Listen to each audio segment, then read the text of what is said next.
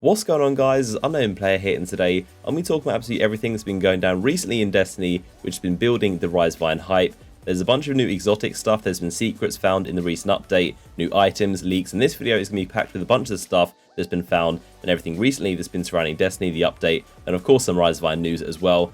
So firstly, as you probably knew, I was actually in America for about 11 days, firstly for Quad XP and then to visit the Bungie studios in Seattle. So a massive thanks to Activision for actually flying me out and inviting me to be a part of these amazing opportunities. And also it's because of you guys being so generous with the support on the channel that I get invited to do cool stuff like this. So I'm really appreciative. But while I was in Seattle, me and a few other YouTubers were invited to check out a real-life version of their battle axe in Destiny, which is really awesome. So we went to the top of a crystal mountain in Seattle because it looks similar to Felwinter Peak in terms of its aesthetics. And as you can see, we're just having fun messing around with the axe and taking pictures. And seeing the National Park as well was also really awesome. The photos and videos just don't do it justice of how breathtaking it is in person, but it looks awesome and it's definitely a very cool experience. Of course, you'll see it on my Twitter. We also got to go to Bungie Studios in Seattle. We got the usual tour of the space, seeing all the desks of people working on different aspects of Destiny, like the sound, the production, the videos, all the tech and stuff like that. And of course, the Bungie employees, got to meet a bunch of those guys. So as I teased earlier on in the week, I will have some very special videos going up throughout next week. So stay tuned right here on the channel. You guys can absolutely love what I've got coming up very soon.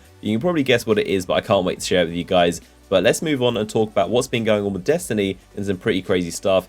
So I already made a video detailing everything new in the 2.4.0 patch. There was a bunch of other stuff as well on top of that, some intentional, some secret, and some are very interesting for sure.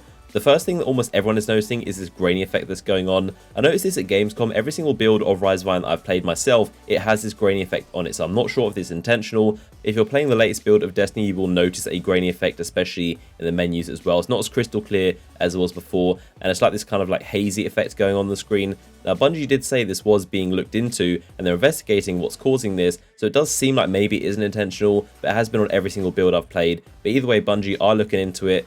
Another thing we know that's been added in this recent patch is the increase to Crucible drops, so things like the Party Crasher, the Ice Lunars. A lot of people have been saying they've been getting a ton more of them, a ton of people tweeting me their Ice Lunars, which is very awesome to see. I've got a pretty decent one myself, but I'll definitely be looking to get some more. And for those of you wondering and asking me what the best perks to look for on an Ice Lunar, the ones to definitely go for are Rangefinder to boost the range, any of the middle perks like Rifle Barrel or Reinforced Barrel to further increase the range, anything like Luck in the Chamber is awesome as well. There are a variety, the main things you want is Rangefinder and a range perk in the middle. Those are pretty much the main perks everyone looks for. The others are kind of optional, but the Ice Lunar should be dropping a lot more, and let me know if you guys get any more of them.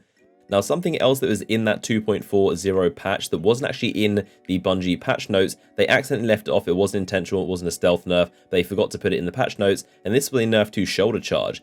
So they added 1 second for you to actually be able to build up and use the shoulder charge, and also the attack speed and tracking has been slightly reduced, so it won't have quite the range. And they also removed 4 seconds of the standard size window where you can activate it. Of course, the MK44 standard size, the exotic boots for the Titan, those allow you to boost the window that where the actual shoulder charge is available. So this has been reduced by 4 seconds, which sounds pretty massive. I'm not sure how the window is normally increased by the standard size, but it seems like now it's not going to be very big at all, because it's now going to be 4 seconds smaller. So it sounds like a very hefty nerf.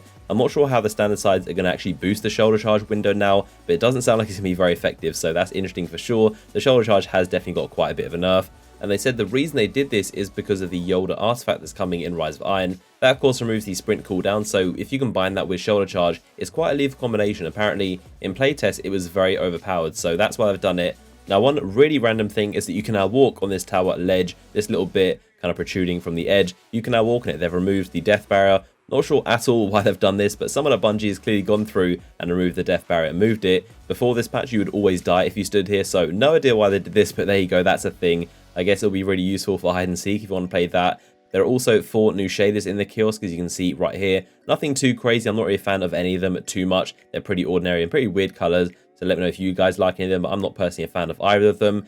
There is also some other shaders that are appearing elsewhere. One of them is the King's Spy shader. You can see an image of what it looks like by someone who tweeted me the picture of their Titan wearing it. It's a pretty cool shader. It's got some elements of the Ascendant Plane shader you get from King's Fall, which I really like, one of my personal favorites, so I love the glowing green effect. So pretty cool.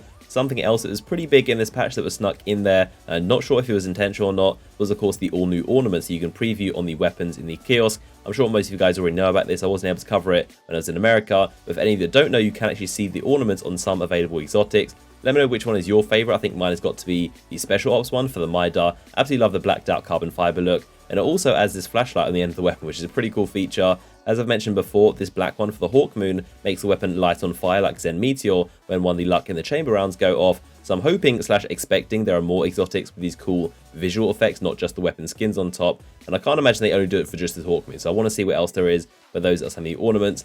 Now, some of the other things which you guys probably might have heard of as well, the Tresspasser was dropping. You can get this from a special weapon engram. There's a slight chance of it. Now, I had one special weapon engram myself. I opened it and it actually turned out to be a Tresspasser, which is pretty lucky. It appears to be a bug that we can get the weapon in the first place, but Bungie are totally cool with it. You can still earn it right now. If you think about it, there isn't really anything Bungie could do about it. They can't just take it away from us because we've earned that special weapon engram. They can't remove it. And I bet they probably realise it's a cool little teaser for Rise of Iron, and we get to use a new exotic that will probably make more people want to buy the expansion. So it works out, and I highly doubt this was intentional. But either way, it's a cool new exotic. As a weapon, it's pretty underwhelming, unfortunately. It's still a sidearm, it's a cool backup, which is fast and reloading for a few extra shots of, but it isn't really a primary weapon, so it's got bad range, and it's only good for being a backup sidearm weapon. So that's pretty interesting anyway, a new exotic. Now, speaking of exotics, you can now get exotics from blues, which is another bug, it appears. I'm doubting this is intentional. It could be. It may be a new feature in year 3, but a lot of people are reporting they are actually getting exotics from blue engrams, which is pretty funny.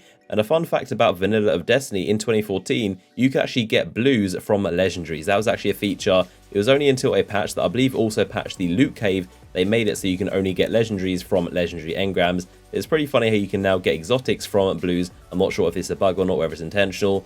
Now, speaking of other decryption bugs, you can also get 336 to, I believe, 339 at boots. Most likely, again, this is a bug. It does actually make you 336 or boost your light level. You can get more powerful boots, which is pretty funny, and appears to be only boots so far.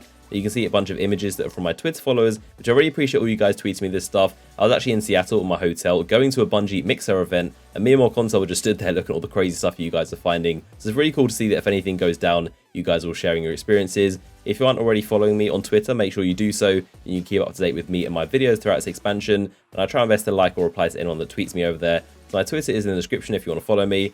So I hope you guys have enjoyed the video. As always, a like rating would be much appreciated. Of course, I've got a ton more videos on the way. Make sure you stay tuned. You definitely want to see what I've got in store for you guys. So make sure you are subscribed to the channel. And like I said, following me on Twitter to keep up to date. And I'll see you guys in the next video.